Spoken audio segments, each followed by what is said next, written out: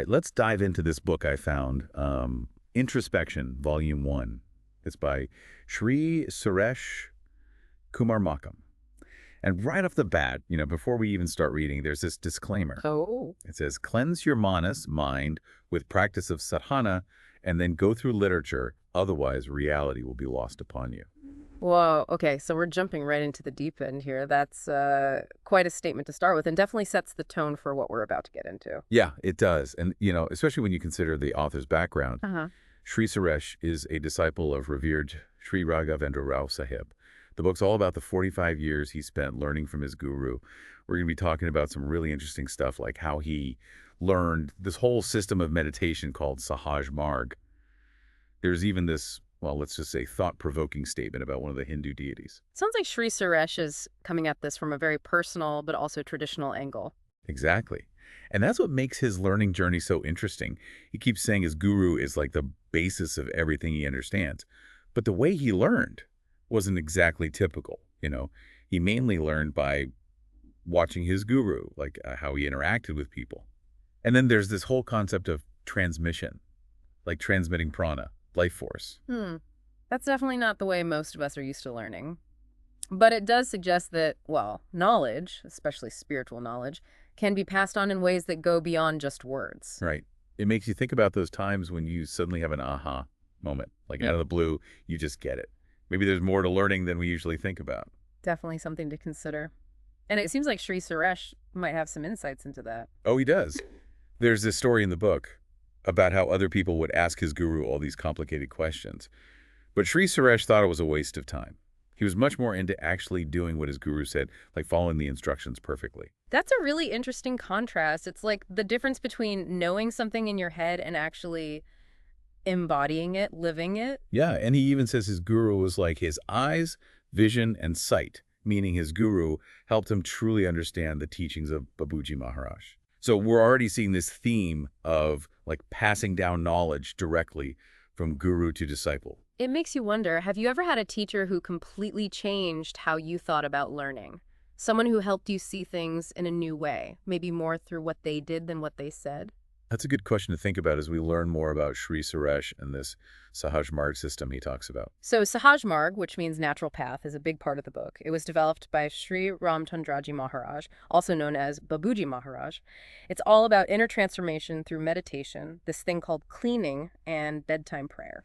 Okay, meditation makes sense, but what's this cleaning about?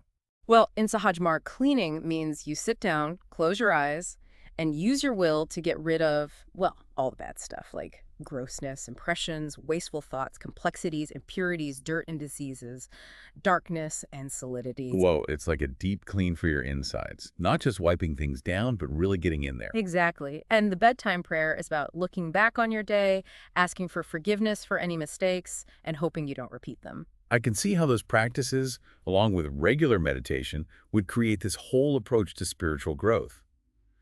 But there's this one thing in Sahaj Marg that really sticks out, and that's transmission. It keeps popping up in the book. Ah, yes, transmission, a key element. It's this idea that the guru can transmit prana, that life force, to the disciple to help them progress spiritually. It sounds almost mysterious, like Sri Suresh quotes Babuji Maharaj saying, transmission cannot be given, but IT occurs. Yeah, it's kind of a paradox, isn't it? Yeah. Like, it's beyond our usual ideas of cause and effect. You can't force it, but it just happens when the conditions are right. Makes me think about the idea of grace in different religions. Like, you can't earn it, but it can just flow to you if you're open. I see what you mean. The words might be different, but the idea seems similar. So in Sahaj Marg, you have practice, transmission, and direct experience.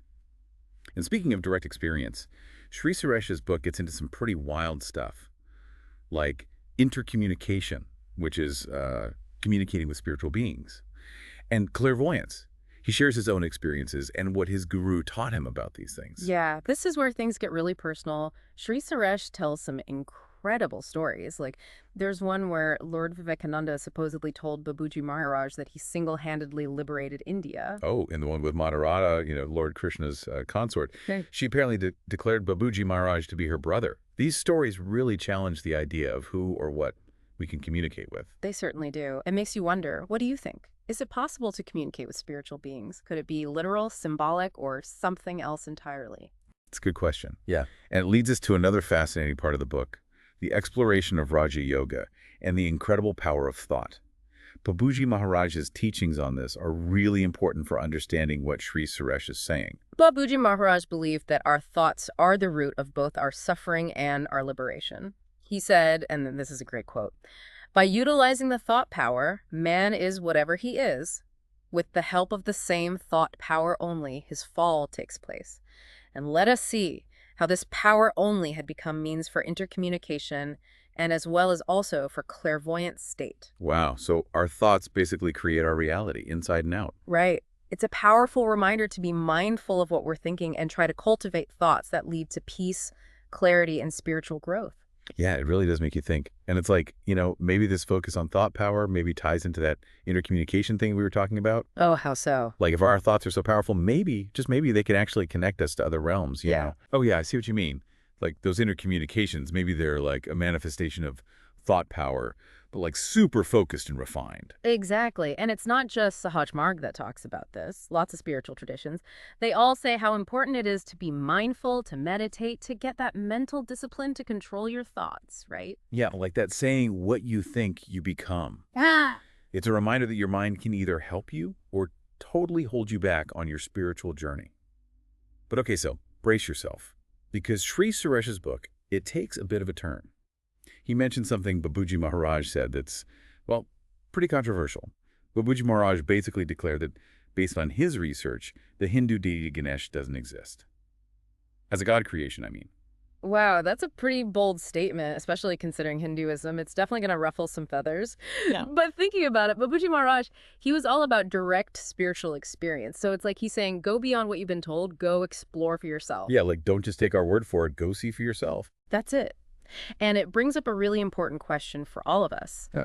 How do we deal with spiritual teachings that seem to contradict each other? How do we stay open-minded but also discerning, you know? That's the challenge Sri Suresh is putting out there. He's not trying to give us all the answers. It's more like he wants us to question, to explore, to find our own understanding. Exactly. And maybe that's the biggest takeaway from all of this. Sri Suresh is saying that Sri Babuji Maharaj's system, it can lead to self-realization. But get this, in this lifetime... Oh, hold on. In this lifetime, that's a pretty big claim. Yeah. It makes you stop and think, what would it even mean to achieve something like that, you know? It is a huge concept, and it's been talked about and interpreted in so many different ways across different spiritual traditions. But I think at its heart, self-realization is about fully understanding your true nature, like merging your individual self with ultimate reality. So a pretty massive shift in perspective then. Yeah, no doubt. And it's not like flipping a switch, Sri Suresh's book. It makes it clear that you need dedicated practice, guidance from a guru, and you've got to be ready to let go of those limiting beliefs and attachments. It's crazy to think about. What if we really lived our lives believing that kind of transformation is possible? How would that change everything? Our priorities, our decisions, our whole way of being? It's a powerful question. What would it mean for you, listener, to really believe in the possibility of self-realization in this lifetime? Would it make you want to dive deeper into spiritual practice? Maybe find a teacher or mentor? Or rethink your values and goals? This deep dive into Introspection, Volume 1, it's giving me so much to think about Sri Suresh. He has such a unique and challenging perspective on spiritual growth. It's this blend of traditional teachings, personal stories, and these bold statements that really shake things up. Yeah, it really makes you think about what that would even look like, you know, self-realization in this lifetime. Right, like what would that even be? Yeah, it's such a big concept, and people have interpreted it in so many different ways throughout history and across all sorts of spiritual traditions. But I guess at its core, it's often described as the state of truly understanding your true nature, like merging your individual self with the ultimate reality. Oh, that sounds intense, like a total shift in perspective. Oh, it definitely is. And it doesn't happen overnight, that's for sure. Yeah. Sri Suresh's book, it really emphasizes how important it is to have dedicated practice and guidance from a guru. And, you know, you got to be willing to let go of those old beliefs and attachments that are holding you back. It's wild, right? Like, what if we actually lived our lives believing that kind of transformation is possible? It makes you wonder how that would change everything. Our priorities, the choices we make, just how we exist in the world. That's the million-dollar question, isn't it? I mean, think about it. What would it mean for you, listener, to truly believe in the possibility of self-realization in this lifetime? Would it inspire you to, I don't know, maybe delve deeper into spiritual practice or seek out a teacher or even just reevaluate your values and what you really want out of life? This deep dive into Sri Suresh's Introspection, Volume 1, it's really given me a lot to chew on. I mean, he's got such a unique and challenging perspective on spiritual growth. It's like he blends those traditional teachings with personal experiences and these really bold statements, the kind that make you question everything you thought you knew. It's been a fascinating journey for sure. And, if any of this has piqued your interest, I definitely recommend checking out Introspection Volume I for yourself. It's a trip, let me tell you, a real exploration of a different way of seeing the world and, the potential we all have for profound inner transformation. Absolutely. Thanks for joining us on this deep dive. Until next time, keep exploring, keep asking questions, and keep diving deep.